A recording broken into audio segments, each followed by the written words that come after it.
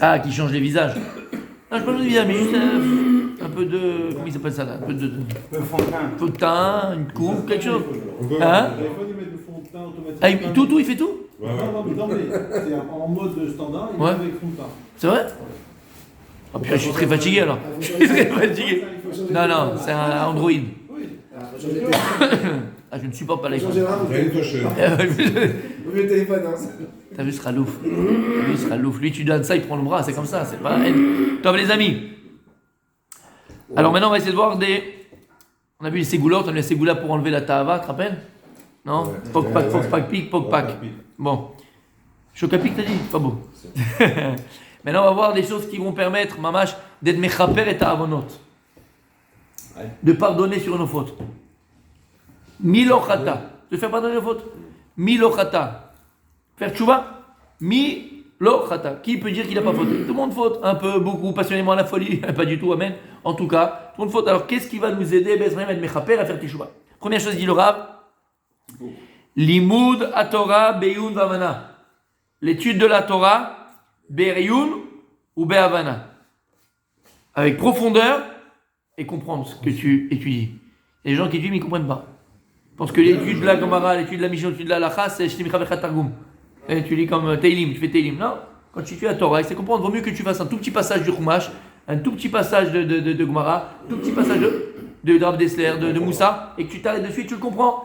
Et que même 5 minutes, 10 minutes, 20 minutes, l'on à combien de temps tu as passé à l'étudier, tu sors avec quelque chose. D'ailleurs, j'ouvre la parenthèse, je la referme tout de suite, mais encore une fois, c'est le but même des enseignements de Torah. Si vous venez simplement pour écouter quelqu'un qui est un orateur, je vous dis, allez, il y a des super cours de philosophie, Bémet, avec des grands penseurs, très sympathiques, très sympathiques. La Torah, est-ce qu'on essaye d'enseigner, c'est pas la philosophie.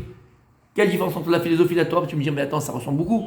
Il y a beaucoup de pensées quand on fait les cours, il y a beaucoup de penseurs. Rav Dessler, c'est un des plus grands penseurs du judaïsme. Il y a beaucoup de pensées, de penseurs, il y a beaucoup de penseurs dans le judaïsme. On pense beaucoup, on réfléchit beaucoup. Donc, quelle différence entre la philosophie et la Torah? Elle est toute simple. Si tu veux un cours de philosophie, ce que tu vas entendre ne t'engage à rien. En rien. C'est, comment il s'appelait? Aristote. Faites ce que je dis et pas ce que je fais. Je peux penser des choses extraordinaires, je peux même te dire des choses extraordinaires, je peux t'exprimer des choses extraordinaires, mais entre ce que je vais penser, ce que je vais dire et ce que je vais accomplir, il y a un océan qui les sépare. Je peux penser des choses très très belles, très très grandes, mais dans l'acte, dans l'accomplissement de ma personne, il n'y a aucun rapport entre ce que je pense et ce que je fais. La Torah, c'est pas ça. La Torah, elle sait qu'elle préfère quoi? La Torah, elle préfère, elle te dit, fais. Et après, réfléchis. Non, ça vaut mieux que tu fasses que tu penses. Si tu fais que penser sans accomplir, ça vaut rien. Alors si tu peux penser en plus et accomplir ce que tu penses, alors là, voilà, c'est le but du judaïsme. Donc, encore une fois, même quand c'est cette préparation qu'il faut avoir quand tu vas à des cours. Quand tu vas à un cours, tu vas t'asseoir, tu vas pas seulement écouter d'histoire juive, tu vas pas écouter vraiment des idées très très jolies. J'entends, oh là, il est génial, j'adore ce Rav, vraiment. Ça fait 20 ans que tu l'écoutes, tu n'as pas bougé d'un chouïa, fils. C'est pas la faute du Rav, je parle. À quoi ça sert? Va à un concert de Gad Elmaleh ou un concert de je sais pas qui, c'est pareil autour d'avant. Qu'est-ce que ça te change? Alors, je ne suis pas en train de juger personne, je ne juge pas. Mais juste pour qu'on se rappelle l'essentiel. Tu viens, tu t'assois, après c'est sûr. Chacun d'entre nous, il va prendre ce qu'il va prendre. On peut parler pas au même niveau, on va pas tous parler des choses, mais que tu t'imprègnes de ces choses-là pour vivre ce que tu entends, pour vivre cette Torah-là. Alors, il dit, c'est le Rav.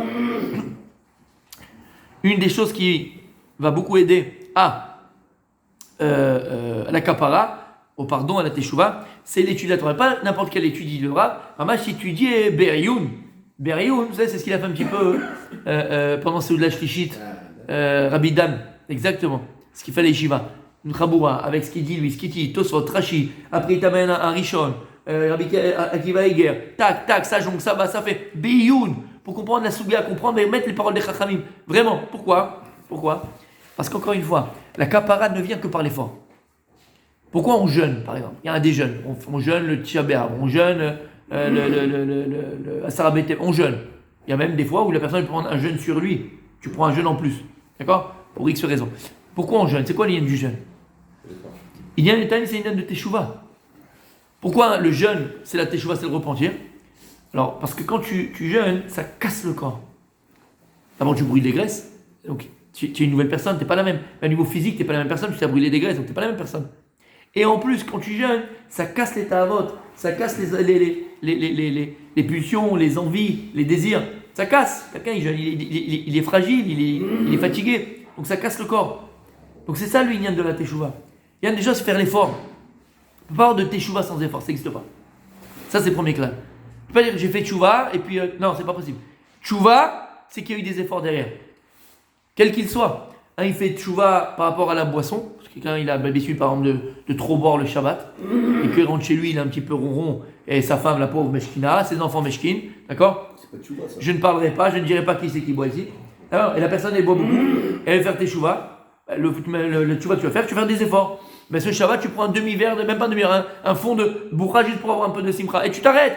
Et c'est dur, le gars, il a envie, il a le truqué. Tu vois ce que je veux te dire? C'est les efforts. C'est le cours qu'on a fait mercredi. T'étais là mercredi, d'accord? Mercredi, t'étais pas là? Non, je sais pas. Ah, t'es pas là? Non, mercredi, là, j'ai pas dit ça exprès. Hazara. Mercredi, là, j'ai pas dit ça exprès. Non. Mais en tout cas, celui qui était. Attends. Non, le soir. Mercredi, là. T'étais là, toi, mercredi? Toi aussi? Ah oui, t'étais en France, toi aussi. D'accord. En tout cas, mercredi, c'était le cours qu'on a fait sur l'effort. À Kadosh, je pense qu'il chérit le plus, c'est l'effort. Parce qu'en réalité, il faut qu'on comprenne une chose, c'est que la finité de l'acte n'est pas entre nos mains. Ah, La finité, le résultat n'est pas entre nos mains. L'effort, c'est. Rabot mahashavot be'evitat Hashem itakum. D'accord? C'est la finalité de l'acte, le résultat il est entre les mains d'Akadosh Baruch Hu, il est pas entre les mains. Nous, ce que Dieu il nous juge, c'est le parcours. Qu'est-ce que tu as fait du voyage? Comment tu as passé ton voyage pour arriver à du point A au point B? C'est tout, Dieu il nous juge sur ça. Est-ce que tu avais les efforts? Est-ce que tu t'es donné? Est-ce que tu as été sincère? Est-ce que tu as été honnête? Est-ce que tu as été vrai? Est-ce que tu as été... Tu comprends? Voilà. Le résultat, il n'est pas entre tes mains. On le sait très bien. Il n'est pas entre nos mains. Donc c'est exactement là pareil. Akadosh, il chérit l'effort. Ce qu'il veut, c'est l'effort. Et dans tout. Dans tout. Il veut que dans ton couple, tu fasses des efforts. Là, je suis marié, je suis machin. On pense que c'est acquis. Rien acquis. Et il n'y a rien d'acquis dans ce monde-là. Demande aux personnes qui ont vécu, aux personnes qui ont l'expérience. Il n'y a rien d'acquis. Ton boulot, c'est pas un acquis. Ta parnassa, c'est pas un acquis. Demande aux gens qui ont vécu. Ton couple, c'est pas un acquis. Combien ils pensent, bon, on est marié, il est pas sur la coupe, maintenant je fais ce que je veux. Qu'est-ce que tu dis? Je lui parle comme je veux, je fais d'elle ce que je veux. C'est pas ta chose. Ou vice versa, parce qu'on est des hommes, je parle à vous comme ça, mais c'est vice versa. Tu comprends? On se modélise quelque chose, et puis après ça devient une règle. C'est pas comme ça. D'accord? Et voilà, on a des gens d'expérience, plus âgés que nous, pas, voilà, bon, Hachem. Mais c'est un combat. J'ai beaucoup aimé ce qu'elle a dit, ta femme, vendredi soir. C'est tellement parce qu'on parlait des couples et tout ça. Je sais pas si t'as remarqué à un moment donné. Elle a dit, on a eu des moments hauts, des moments en bas, des moments. On est là, on a réussi à. Mais comme tous les couples, mais pour nous. Et les jeunes qui entendent ça. Quand je parle des jeunes, c'est les jeunes les plus jeunes de 20 ans, 21 qui vont se marier. Nos enfants. Et même nous. Non, on veut pas. Non mais ça dit, non mais tu rigoles, mais et même nous, comme 40 ans, quarantaine d'années. Je l'ai vécu. Voilà, j'ai vécu. Bah oui, je pense pas que c'était avec le voisin qu'elle a vu, elle a vécu parce que je me posais la question de ça. Sinon, hein. Attention, d'accord. Mais même pour nous, c'est important. Mais il a juste. Oui, vas-y. Non, la plus grande difficulté, c'est de garder le cap. Parce qu'en fait, Garder le cap. comme le résultat, des fois on le voit pas. En fait, Ouais. parce que c'est pas beaucoup de monde. Exactement. C'est On peut difficile qu'espérer. de- parce que Résultat, on vous peut dites des qu'espérer. efforts, mais il y a des gens qui se. Moi, je pars toujours du principe, vous devez aller à Marseille. Pour aller à Marseille. Et si jamais il y a des déviations sur la route, vous n'oubliez pas que vous allez à Marseille. Vous n'avez pas. Il a celui fait. qui est pas Voilà. prêt à- Je reste à Angoulême, allez. Exactement. Exactement. Et souvent, les gens, ils oublient. La Matara. simple que- Ils oublient la Matara. Vous devez aller, Mais je peux passer par Et Phoenix. c'est par difficile exemple. parce que. Ça, c'est sûr. Non, c'est vrai que c'est difficile quand on ne mesure pas les résultats, c'est difficile de garder le truc. Bien sûr. C'est très très beau, parce que l'exemple il est très vrai. Il faut Ouais. garder toujours le cap, il faut garder le but. C'est ce qu'on avait dit un petit peu, je sais pas si vous vous rappelez. Il y aura des embûches, c'est sûr. Mais il faut. Mais je vais te dire, regarde, je vais être clair. Tu as dit quoi? Il y aura des. Embûches. Voilà. Alors écoute bien. Grâce à Dieu. Grâce à Dieu. Et ça, il avait dit Rav Chaikin comme ça, je vais voir, ah, Bemet. Non, Mechila, Shlita, parce que c'est le fils qui m'avait dit ça, pas le Rav Chaikin, son fils. Rav Tzvi Chaikin, il m'avait dit quand j'étais à l'Eshiva, une phrase tellement belle. Il avait dit, dans la vie, tu as deux sortes de personnes. Il y a des gens qui voient l'embûche comme un obstacle, et d'autres qui voient l'embûche comme un tremplin. Ça dépend de la réaction. T'as compris la différence? Ouais. On va tous vivre avec le moment des on a des embûches sur le chemin. Et grâce à Dieu que c'est comme ça, parce que c'est ça qui nous forge. C'est ça qui nous renforce. C'est ça qui nous permet de nous réaliser. Qu'est-ce qui a permis à Abraham et nous de devenir Abraham Avinu? Qu'est-ce qui a permis à Abraham? Missionnaute. C'est dit missionnaute. Maintenant, on n'en veut pas des missionnautes. On veut que des petits, rien du tout. Hein. Ok, on n'en demande pas. Mais c'est la vie. C'est ça qui fait grandir. Et il disait, voilà, il y a deux sortes de personnes. Il y a des gens qui voient les embûches comme un obstacle. Et le gars, il s'est arrêté. Voilà, première embûche qu'il y a eu, il s'est arrêté, c'est fini. Il a arrêté de vivre. Et t'as le deuxième qui a vu ça comme un tremplin. Mais la différence, elle est là. Un, ça l'a fait grandir, et l'autre, ça l'a tué, entre guillemets. Donc c'est la réaction. Et c'est très vrai. Parce que c'est vrai que, les maîtres, ce qui est important et ce qui est difficile, en fait, c'est garder le cap. Dans un couple, garder le cap, c'est le cap jusqu'à 120 ans, ensemble. Construire ensemble. Vivre ensemble. Et après 120 ans, se retrouver là-haut ensemble. C'est ça et éduquer nos enfants. Alors ouais, ça je vous l'ai déjà dit. Alors j'ai cherché. Aussi. Le prénom en hébreu, c'est quoi, je me rappelle plus. Rabbi Mordechai. J'ai cherché pendant des années. Je t'assure, quand j'étais à Avrir, j'ai cherché pendant des années, mais des années, parce que je voyais, bon bref, non, je regarde. Je voyais quelqu'un souffrir avec sa femme, tu vois, et je le charriais. Et ben mec, je me suis dit, il faut que je trouve. Non, je me pose la question. Je me dis, est-ce qu'après 120 ans, on est avec elle là-haut? Non, est-ce qu'on est avec elle là ou bien là-bas, c'est tranquille? D'accord, la même, lui a dit la même. Non, il a dit elle au pluriel. Alors s'il vous plaît, non. On ne balance pas les noms, j'ai dit 1000 fois, d'accord? Voilà, Rachamim, on ne balancera pas mon tzaddik. Voilà, c'est tout, on dit pas que c'est toi. T'inquiète pas, n'aie pas peur, nous on est des gens bien. On cherche pas les embouches. Attends, avant avec les deux, toi, déjà une, on s'en sort pas. Ah, écoute bien, j'ai cherché pendant un truc. Mais maître, est-ce que là-haut, après 120 ans, elle est encore là? Ou bien tranquille, Dirvana, t'es tranquille, tu reçois ton salaire pépère. Eh bien écoute bien, après des années de recherche, j'ai trouvé dans l'Orchem Akadosh sur une des parachiotes, Meforash. Il dit qu'après 120 ans, après 120 ans, ben, l'homme et la femme qui étaient sur terre, on est là-bas, les deux dans la même maison, dans la même pierre, on se quitte jamais. C'est pour ça que j'ai appris un Moussar Askel. Quand j'ai vu ce Orchem Akadosh, j'avais fait à l'époque un shiur, et j'avais dit aux personnes qui étaient là à la synagogue, quand j'étais à Jérusalem, j'aurais dit voilà, grâce à Orchem Akadosh, voilà, il y a un Moussar Askel pour la vie, tu apprends les leçons de vie. C'est ça lequel, mon sadique? Règle tes problèmes avec elle ici, parce que là-bas ils seront éternels. Je te conseille de régler tes problèmes avec elle tout de suite, parce que là-bas ils seront éternels, mon fils. Sa femme, elle est partie. Ouais. Il s'est remarié. Alors voilà, c'est la question qu'il pose.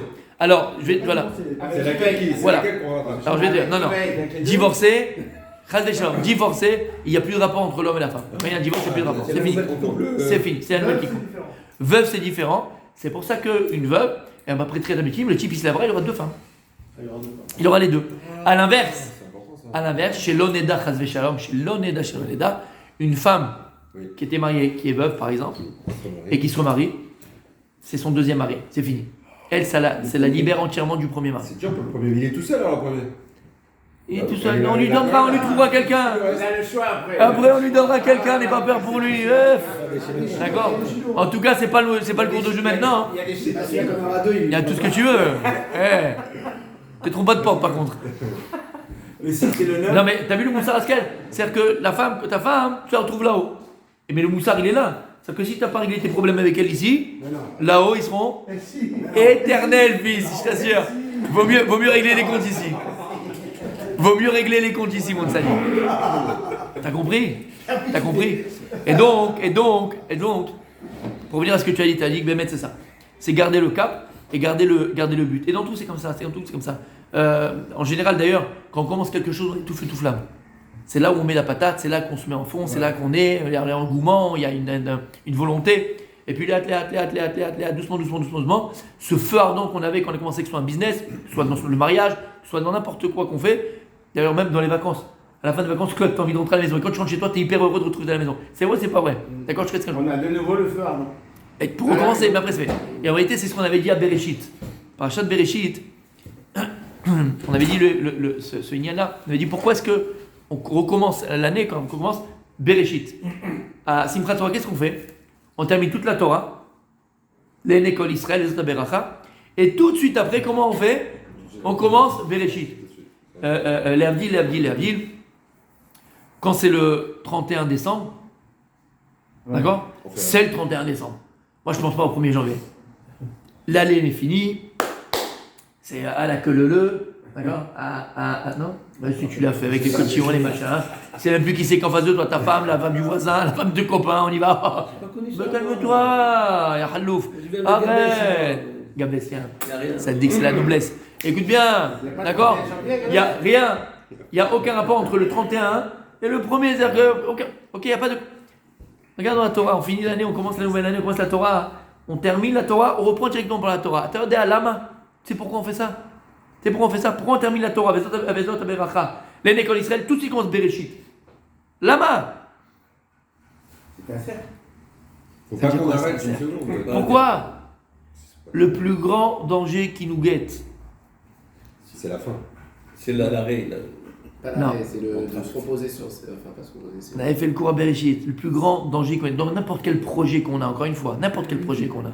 La zone de confort. La zone de confort, ouais, c'est ça. En fait, c'est de se dire, ça y est, c'est abouti, en fait. Non, bien sûr. Ou de marquer une fin. Sur. Quand on l'a fini. Terminé. Alors, Le plus grand danger qui nous guette quand on a un projet. C'est quoi? d'oublier 2 autres projets. C'est qu'on s'éloigne du pourquoi. Ah ouais. Les plus grands malaises, soit dans un couple, dans un boulot, dans n'importe quelle relation, dans n'importe quel projet, à partir du moment où tu t'éloignes du début du projet, comme j'ai dit, au début du projet, t'es tout feu, tout flamme, t'es content, t'es là, t'es trucs. Ouais, comment t'étais gentil avec ta femme? Hein? Tu te rappelles? Quand t'es allé au resto? Tu te rappelles quand t'es allé au resto? Chut, c'est Rachamim, taisez-vous. D'accord? Comment t'étais? Tout paraissait pas cher. Ouais, déjà, tout paraissait pas cher. Mais comment t'étais? D'accord? Elle venait, tu lui ouvrais la porte. Avant de s'asseoir, tu lui enlevais la chaise, tu lui remettais la chaise. Maintenant, quand elle s'assoit, tu enlèves la chaise. Je la remets pas. Qui tiens, vas-y, tombe. Hein? Bon, au début, tu lui remettais la chaise, gentleman. Ok? C'est pourquoi? Parce qu'encore une fois, plus on est proche du projet, plus on est lié au pourquoi. Quand on se marie, il y a un pourquoi. Quand tu l'as épousée, il y avait un pourquoi. Pourquoi tu l'as épousée? Elle était gentille. Elle était vraie. Elle était sincère. Elle était... Il y avait toutes ces qualités. Aujourd'hui, justement, la qualité de ta femme, tu dis quoi? De qui tu parles? Cette sorcière-là? De qui tu parles? Non, mais tu comprends ce que je veux dire? Mais c'est marrant. Il y a 20 ans, quand je me disais pourquoi, mais tu avais des tonnes de pourquoi. Hein, comment t'étais? Regarde, Dan, le gars BCM fait le coup à moi. Il était sur le portable jusqu'à 4h du matin avec elle. Raccroche, non toi. Arrête. Il y avait le téléphone là, au fil, arrête. T'as le portable, le téléphone là. Yaroul. Tu te rappelles celui-là ou pas? Non, raccroche. Non, toi tu raccroches. Non, moi je raccroche. Il y a Baba aujourd'hui. Même pas tu te parles. Même pas, tu appelles même pas au téléphone. T'as compris le problème? T'as compris l'histoire? Écoutez bien. Le véritable danger, c'est qu'on s'éloigne du pourquoi. Tant que t'es caché au pourquoi, c'est quoi le pourquoi? Le pourquoi, c'est ton projet. Maintenant, des fois, il y a des projets qui vont durer 2 ans, des projets qui durent 6 mois. T'as des projets qui durent 1 semaine. Et t'as des projets qui durent toute une vie. Comme un mariage, comme des enfants. Un business. Ça peut être 20 ans, ça peut être un ilodéa. Et le plus grand danger qui nous guette, c'est qu'on s'éloigne du pourquoi. À partir du moment où tu t'éloignes du pourquoi, tu perds le cap. Tu perds le cap, exactement. Parce qu'en fait, on les mesure pas les résultats. Exactement. Tu perds le cap et après tu es là, tu sais plus qu'est-ce que je fous ici. Le résultat, malheureusement, c'est ceux qui flanchent, qui vont s'en apercevoir. Exactement. Exactement. Exactement. Et c'est pour ça, je vous partage la femme aussi. Mais vous savez, il y a un vrai problème identitaire aujourd'hui en Israël. La jeunesse israélienne a un vrai problème identitaire. D'accord? Et il faut comprendre une chose. C'est jamais nos amis qui sont forts. C'est malheureusement dans l'histoire d'Israël, c'est toujours nous qui avons été faibles. Et c'est notre faiblesse qui a permis à nos ennemis d'avoir le dessus sur nous. Si tu analyses l'histoire d'Israël, ça a toujours été comme ça. Tisha B'Av, les rois, ça a toujours été comme ça. C'est pas que nos ennemis étaient forts, c'est que nous on a été faibles, on les a laissés prendre le dessus. C'est tout. Tu comprends ce que ça veut dire? Et dans la vie, c'est pareil. C'est qu'à un moment donné, on dit que. Là, ce que je viens de dire, c'est que par exemple, dans la jeunesse israélienne, il y a un problème identitaire. On ne sait plus. Ils finissent l'armée, 90%, qu'est-ce qu'ils font? Ils vont en Inde, ils vont au Guatemala, ils vont pendant. Ils ne savent plus qui ils sont. Tu comprends? C'est pas nos ennemis qui sont forts. C'est-à-dire que si maintenant on se rattache au pourquoi, on explique le pourquoi on est là. Eretz Israël, c'est pas Paris. Tel Aviv, c'est pas Paris. Eretz Israël, c'est pas le Guatemala, c'est pas les États-Unis, c'est pas Miami. Natania, c'est magnifique, mais c'est pas Jean Lépin. Malgré le kikar, tout ce que c'est une doucha, il n'y a pas que le falafel. Non, tu comprends ce qu'il n'y a pas que le tironite. On les connaît, les cocos, moi aussi, c'est magnifique. Tu te rappelles, la pastèque? Magnifique. Hein? Non, je parlais à la vraie pastèque, pas de. Oh là là, celui-là, ça. Je parle pas à la plage. Non, moi je parle de pastèque. Mais moi aussi, non, je rigole, c'est déjà rien. D'accord? Italienne comme ça qui faisait Magnifique. T'as compris? À partir du moment où tu t'éloignes du pourquoi, c'est là où tu te mets en danger. Pareil, pourquoi tu l'as épousé? À un moment donné, assis-toi, je te promets, fais-le. Amuse-toi à le faire. Alors, je voulais le faire ici à la synagogue, il y en a qui ont participé à ça, ils m'ont dit, je savais pas qu'ils... Divorce, ça s'assoit, on pose une question. Non. Il y a un très... Faudrait qu'on le fasse. Je t'assure. Le jeu de la pauvre checklist. Non, le jeu d'étape. Le jeu d'étape, j'ai assisté à ça, je l'ai vu de mes propositions, ça il faut qu'on le fasse. Ouais. Petit cours sur le Shalom Bayit. Et après, c'est en fait chaque couple, parce que c'est avec des couples machin, je t'avais dit il faut que je le fasse. Chaque couple, un en face de l'autre, chacun dans sa table, pas avec tout le monde, chacun dans sa table. Il y a plusieurs. C'est un peu c'est un peu une thérapie entre guillemets de Torah. Et il y a plusieurs. Non, c'est en 3 shlavim. Il y a plusieurs shlavim. Une des étapes, c'est que chacun il est en face, il se regarde, et chacun à son tour, il dit toutes les qualités pourquoi tu l'as épousé. Toutes les qualités. Et je vous assure, pour l'avoir vu comment. Ah non, je dit, je vais chercher. Non, faut pas dire ça, hein. C'est soirée, c'est 5 minutes. C'est 5 minutes. Non, mais Bémet, pour l'avoir vu, mais je connaissais pas. J'étais une fois invité dans un. Dans la Gemara, il faut aimer la femme de sa jeunesse. Oui. Il est souvent dans sa femme. La même, exactement. Émettre. Mais pour ça, c'est ça. Moi, mon conférence, c'est il donne du pourquoi. Et moi, je vous dis, j'étais quelques fois, j'étais invité pour Hanouka dans un truc, j'ai fait découvrir tout ça. Et là-bas, ils ont fait ça. Je connaissais pas du tout. Et je t'assure, non mais, il y avait mon épouse et aussi, on a joué, on l'a fait. C'est bien. C'est quoi? C'est bien, ça. Bon, là, c'est allumé, j'ai pas envie de. Ah. Je le dis, si Rabbi Nor, il me dit jeudi. Si je dis pas, je pose. Jeudi, salut. Ok. Oui, on te voit. Hein? On te voit maintenant. Oui, on le voit ensemble. Mais les gens, ils sont occupés. Entre nous deux. Parce qu'en fait, on le fera jamais. Je vais te dire, moi, ce que j'ai vu autour de moi, j'ai vu des femmes pleurer. J'ai vu des femmes pleurer, mais pas pleurer d'émotion. D'émotion. Quoi, ils pensent vraiment ça de moi, mais ça fait 25 ans qu'il n'y a plus dit une voix dans seul. Ben, j'ai vu pleurer. Et je t'assure que ça crée un. Tu sais, après, le soir, c'est Nirvana, mais ça, ouais, je t'assure. Bon, c'est entre nous, d'accord? Tu crées une bonne soirée, je peux te dire. C'est enregistré, et voilà ça. Alors faites-le, tu gagnes au change en plus. Qu'est-ce qu'il y a? C'est entre nous. Mais c'est entre nous ou quoi, qu'est-ce qu'il y a? C'est entre nous. T'as compris ce que je veux dire par là? Elle va entendre. Surtout une femme, c'est sensible. Même nous, on a besoin, la vérité. C'est pas le problème. Mais une femme, c'est sensible, elle a besoin. Bémet, c'est quoi la dernière fois? C'est quand la dernière fois, Mechila? C'est quand? Non, mais non, on n'est pas là pour défoncer un couple, là, pour faire, d'accord? C'est en 3 shlavim. Il y a 3 shlavim, il y a ça, après autre chose, après. Bon, bref. Et si on réfléchit, ça fait combien de temps, mon tzaddik, que t'as pas dit je t'aime à ta femme? Des fois, je m'habituais. Combien de fois t'as dit je t'aime à ta femme? Non, mais gratos en plus, pas juste pour attendre. D'accord, on a compris, d'accord, je buvais. D'accord, ouais. D'accord, non, Bémet, tu as dit vraiment que je t'aime. Combien de temps? Tu sais même plus c'est quoi ce mot-là. Tu l'as oublié. Non, mais je suis sérieux, on rigole, mais c'est pas marrant. Tu vois, et c'est ce qui nous permet de garder le cap. On doit répondre. C'est pas grave. Ça fait combien de temps que t'es pas passé devant un magasin Stam, c'est pas son anniversaire. C'est pas votre anniversaire de mariage. C'est même pas l'anniversaire de la mort de ta belle-mère. Il n'y a rien eu, d'accord? C'est mamache, un jour normal. Non, un jour, c'est pas un jour de fête, quoi, c'est ce que je voulais dire. D'accord? T'as vu comment il est? T'as vu comment c'est? C'est pas l'ascara, bon, on a compris, d'accord, c'est pas ça. Ok.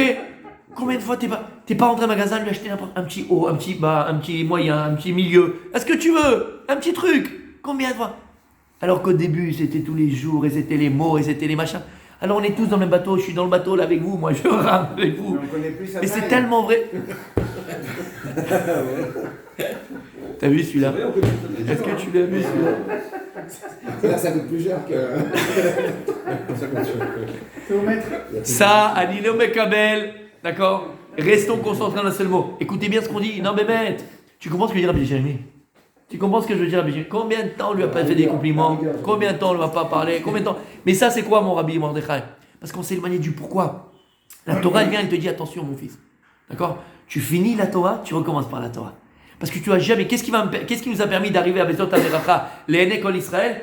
C'est parce que toute l'année, on va avoir des choses à faire, on va avoir la vie courante, la vie. On peut oublier le pourquoi. Non, n'oublie pas le pourquoi. Comment? Le mariage, c'est une entreprise. C'est une entreprise. Et l'entreprise, c'est une entreprise. Mais ton boulot, n'oublie pas le pourquoi. Pourquoi tu as fait cette boîte? Pourquoi tu l'as ouverte? C'est quoi ton but? C'est quoi le but? Mais c'est vrai. Mais c'est la vérité. Le mec s'est éloigné du pourquoi. Donc à la fin, ça marche plus, il a truc, ça baisse, ça truc. Pourquoi tu l'as fait? C'est quoi ton projet de base? Et dans tout, c'est comme ça. Une keïla. Mais une keïla, c'est pareil. C'est quoi le projet de base? On peut s'oublier. Après, ça devient fleur au fusil.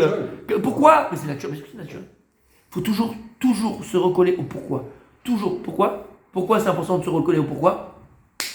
Ce qui va te permettre, comme tu l'as très bien dit, garder le cap Pour l'énergie. et d'arriver à bon port. Alors que j'ai eu demain parce que lundi, beaucoup de choses. Voilà.